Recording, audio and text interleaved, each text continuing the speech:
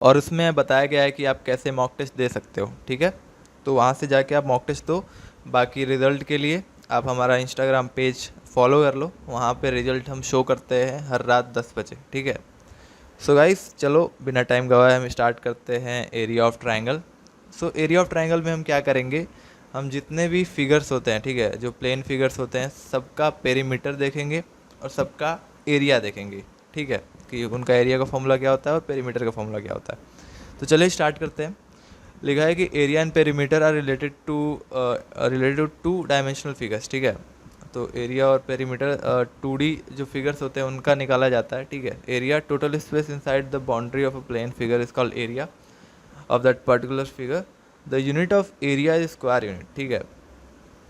And फिर क्या लिखा है, perimeter perimeter of plane figure is length of the boundary. लिखा है कि एरिया क्या होता है, किसी भी बाउंड्री के अंदर जो भी मतलब स्पेस होता है ना, उसको हम लोग एरिया कहते हैं। एंड एरिया का यूनिट होता है स्क्वायर यूनिट, जो भी होता है, जैसे मीटर स्क्वायर हो गया, सेंटीमीटर स्क्वायर हो गया, ये उसका यूनिट होता है। एंड पेरीमीटर क्या होता है कि पेरीमीटर उसके बाउंड्री का जितना भी टोटल लेंथ होता है किसी भी प्लेन फिगर का, तो वो हो जाता है आपका पेरीमीटर। तो जैसे यहाँ पे दिया है ट्राइंगल का, तो ट्राइंगल में दिया है कि if the side of triangle A B C and height H, तो इसका एरिया हो जाएगा आपका हाफ बेस इनटू हाइट, ठीक है। ये हो जाएगा कब, जब आपके पास राइट एंगल ट्राइंगल हो। एंड अगर मान लो जैसे कि राइट एंगल ट्राइंगल होगा या फिर ऐसे बीच में उसके हाइट दिया होगा और वो परपेंडिकुलर होगा, तो ये आप एरिया का फॉर्मूला लगा सकते हो। बाकी अगर आपको सिर्फ पेरीमीटर दिया हो, ठीक है, अगर सिर्फ आपको साइड दिया हो, तो आप ये वाला फॉर्मूला लगा सकते हो, ठीक है। ये फॉर्मूला हेरोन्स फॉर्मूला है, आप लगा सकते हो इसको, ठीक है। और बाकी पेरीमीटर तो आपको पता ही है, ए प्लस बी प्लस सी हो जाएगा इसका। जैसे कि इक्विलैटरल ट्रायंगल का बात कर लो, तो इक्विलैटरल ट्रायंगल का ये शॉर्ट फॉर्मूला हो जाता है आपका एरिया का, कि √3/4 इंटू ए स्क्वायर, ठीक है।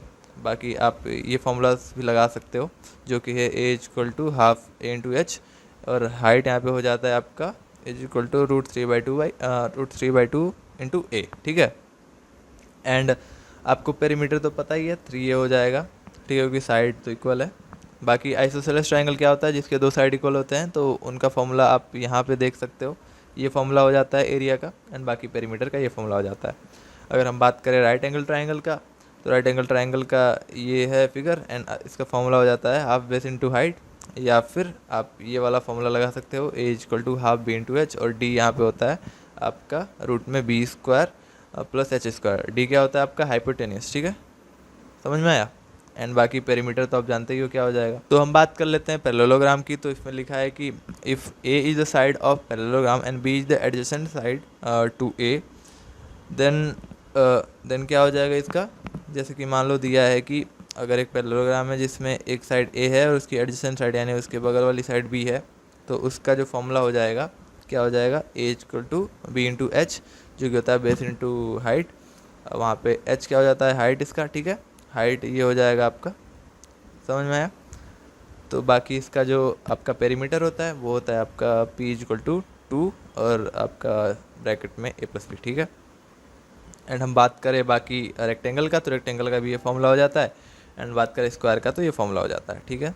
तो चलिए आगे बढ़ते हैं। तो चलिए रोम्बस का देख लेते हैं। रोम्बस का ये हो जाता है फॉर्मूला, जैसे कि पूरी साइड का है ए, ठीक है, मान लो पूरी साइड एक इक्वल है, एंड आपका उसमें दो डायगोनल दिया है D1 एंड D2, तो उसका एरिया ये हो जाएगा।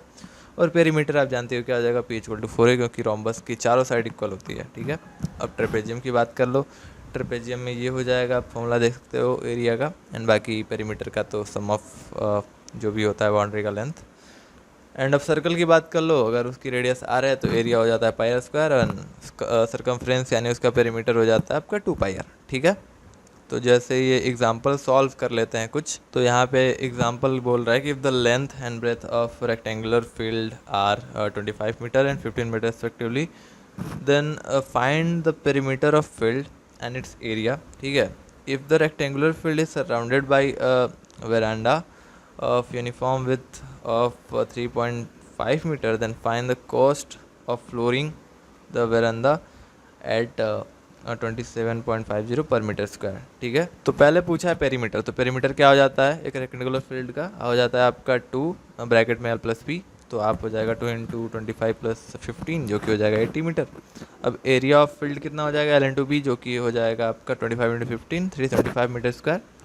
अब देखो अब क्या है, क्वेश्चन में दिया है कि ये सराउंड कर दिया जाता है एक वरांदा से जिसका विड्थ है 3.5, ठीक है। तो अगर 3.5 विड्थ है, एक बात बताओ, ये तुम्हारा फील्ड था, इसके चारों तरफ एक वरांदा से इसको सराउंड कर दिया गया जिसका विड्थ है 3.5। ये 3.5 यहाँ भी 3.5 हो जाएगा, 3.5 यानी यूनिफॉर्मली है। तो एक बात बताओ, ये लेंथ कितना था? ये लेंथ था तुम्हारा 25 मीटर, 25 मीटर इसका लेंथ था। और फिर ये इंक्रीज हो जाएगा, इधर 3.5 इंक्रीज हो जाएगा, इधर 3.5 इंक्रीज हो जाएगा, यानी कि 2 इंटू 3.5 हो जाएगा, ठीक है। तो इसमें हो जाएगा 7 प्लस 25 कितना हो जाता है 32, यानी कि न्यू लेंथ जो आई है वो आ गई है 32। तो ऐसे ही यहाँ पे भी विड्थ निकाला है, समझ में आया। तो फिर क्या है कि अब हम एरिया ऑफ फील्ड वरांदा निकालेंगे, ठीक है। तो इसका एरिया कितना हो जाएगा एक बात बताओ, 32 इंटू 22 ये हो जाएगा। अब एरिया ऑफ वरांदा कितना हो जाएगा पता है? एरिया ऑफ वरांदा यानी ये पार्ट अगर हमको निकालना है तो हमको फील्ड से माइनस करना पड़ेगा, ठीक है। तो हम क्या करेंगे, जो एरिया ऑफ फील्ड वरांदा निकला हुआ है उससे हम माइनस कर देंगे किसका? एरिया फील्ड का। तो वहाँ से फील्ड ये आ जाएगा एरिया ऑफ वरांदा। और अब दिया हुआ है कि क्या कि पर मीटर स्क्वायर 27.50 रुपीज़ है। तो हम क्या करेंगे, 329 से मल्टीप्लाई कर देंगे तो टोटल कॉस्ट ऑफ आ जाएगा फ्लोरिंग का, ठीक है।